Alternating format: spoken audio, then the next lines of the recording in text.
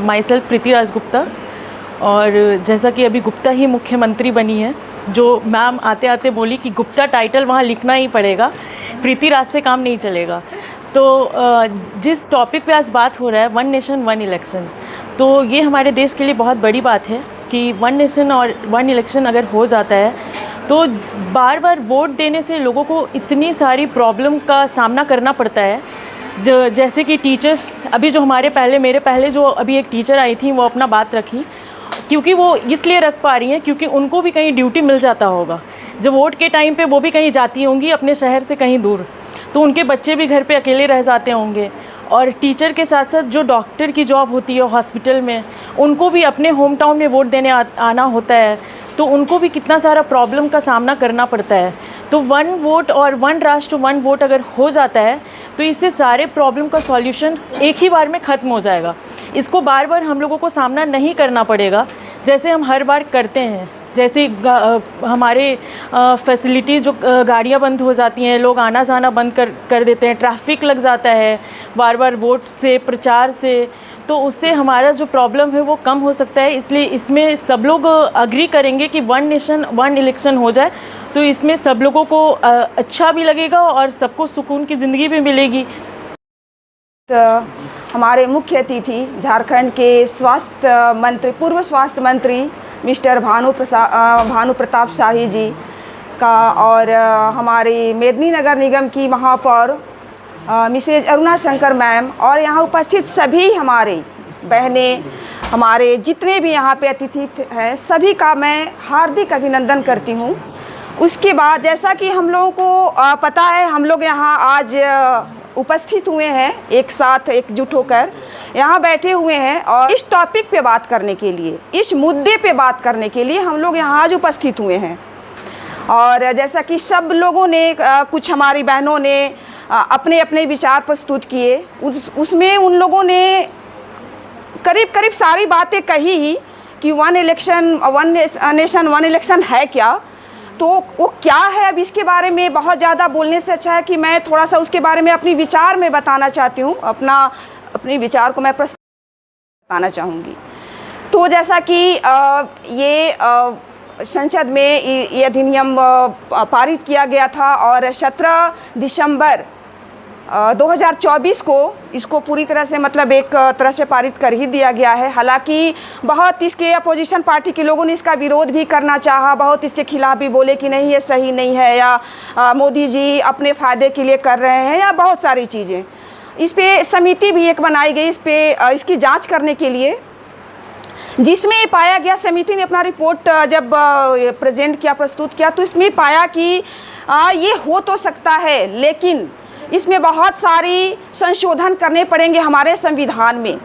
जैसे कि बहुत सारे ऐसे राज्य हैं जहाँ पे अगर एक बार चुनाव कराया जाए, तो बहुत सारे ऐसे राज्य हैं जिनकी समय अवधि समाप्त पहले हो चुकी होगी, तो उनका अवधि बढ़ाना होगा। बहुत सारे ऐसे स्टेट होंगे जिनकी समय सीमा अभी, विधानसभा की समय सीमा अभी बाकी होगी, फिर उनको मतलब वहीं पे पोस्टपोन करना पड़ेगा। तो ऐसी स्थितियों का सामना करना पड़ेगा। ऐसा जो समिति बनाई गई थी, उन्होंने अपना रिपोर्ट दिया, लेकिन फिर भी सबको लगा कि हालांकि बहुत सारे प्रॉब्लम्स आएंगे या बहुत सारी चीज़ों में बदलाव करना तो पड़ेगा, लेकिन फिर भी ये किया जा सकता है और करना होगा, करना चाहिए। क्योंकि बार बार चुनाव होने से, बार बार चुनाव करवाने से जितने मैन पावर की भी बहुत ज़्यादा ये होती है, प्रॉब्लम होती है, उसके अलावा पैसों की तो बहुत ज़्यादा, पैसा लगाने से बहुत ज़्यादा, मतलब आर्थिक, जो कहा जाता है कि आर्थिक दिक्कतें आती हैं, बहुत सारे पैसे खर्च किए जाते हैं। अगर वो पैसे बचाकर हम दूसरे कार्यों में लगाए जाएं, तो हो सकता है कि हमारे देश की और ज़्यादा, देश के विकास में काम आए, और ज़्यादा जो ज़रूरी कार्य हैं उसको करने में हम लोग उस पैसे को लगा सकते हैं।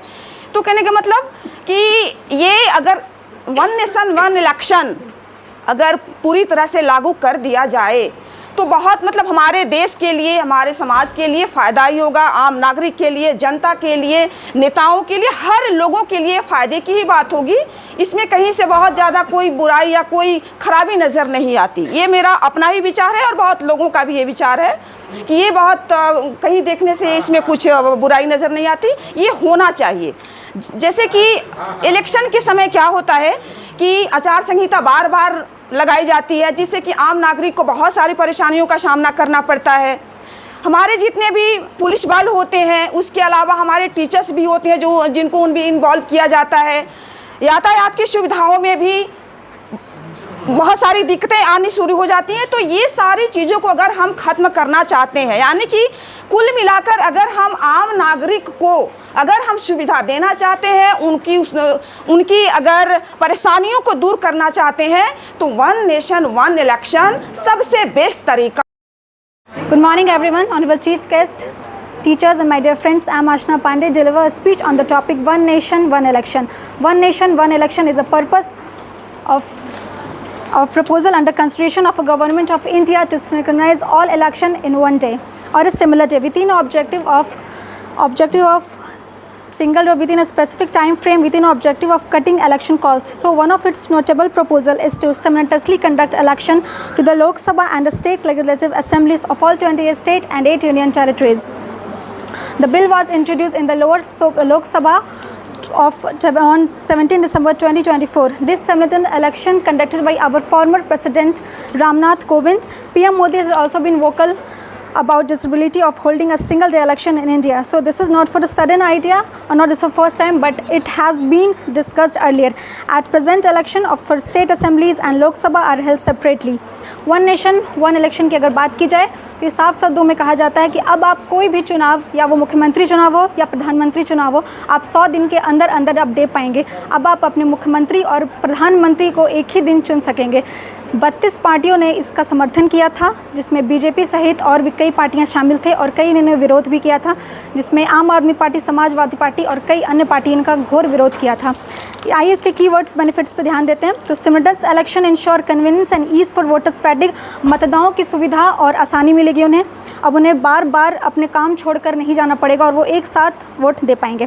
Facilitate higher voter turnout, one nation one election policy enhance focus on governments, it will reduce the burden on courts, it save time energy of political worker, government official. So one nation one election offer a promising solution to Indian frequent election cycle, but it must balance economic efficiency with the democratic federal principle. That's on my side. Thank you and have a nice day. जय हिंद, जय भारत। जैसे कि हम जानते हैं, आज हम सभी लोग यहाँ पे वन नेशन वन इलेक्शन के बारे में बात करने के लिए यहाँ पे सब लोग उपस्थित हुए हैं। जैसा कि हमारे देश में one nation one tax, one nation one budget, one nation one market, one nation one law, उसी तरह से वन नेशन वन इलेक्शन की जो बात अभी पूरे देश में चल रही है, ऐसा नहीं है कि ये नई बात है। स्वतंत्रता के बाद 1952 में पहला जो आम चुनाव हुआ था वो वन नेशन वन इलेक्शन के पे ही आधार पे हुआ था। तब से लेकर 1967 तक लगातार वन नेशन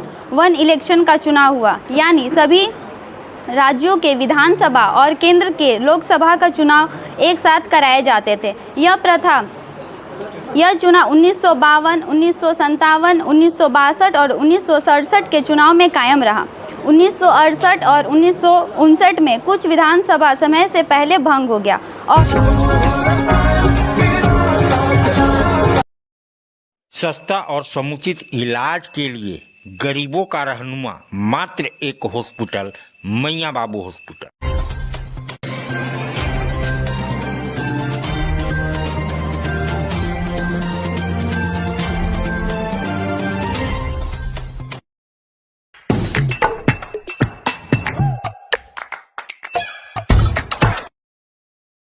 आज आप दिल्ली दरबार आए हैं। दिल्ली दरबार अपने आप में पूरे डाल्टनगंज को समेटने के लिए तैयार है, क्योंकि गांधी उद्यान पार्क में दिल्ली दरबार जब से आया है रौनक बढ़ गई है।